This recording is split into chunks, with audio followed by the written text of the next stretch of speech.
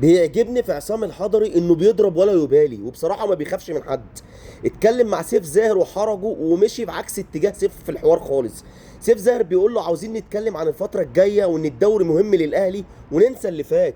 عصام الحضري يقول له ما ينفعش ننسى اللي فات، ما انا جايب اللعيبه دي كلها وبدفع لها مليارات مش عشان تكسب لي دوري مكافئته مليون ولا 2 مليون جنيه. ما الاهلي بيكسب دوري باي لعيبه.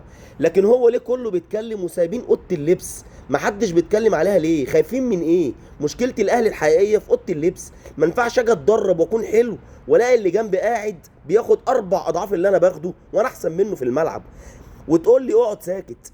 الاهلي جايب اسماء وكبيره كاسماء، لكن مفيش لعب في الملعب خالص ولا روح الاهلي ولا اي حاجه خالص. لعيبه بتلعب لنفسها هو، وبيلعب عشان اسمه هو، عشان يثبت انه يستحق المبلغ ده مش عشان الفريق. ونتيجته في الاخر خروج حصلت كاس عالم وخروج كاس، وحاليا في المركز الثالث في الدوري ومفيش اي نتائج.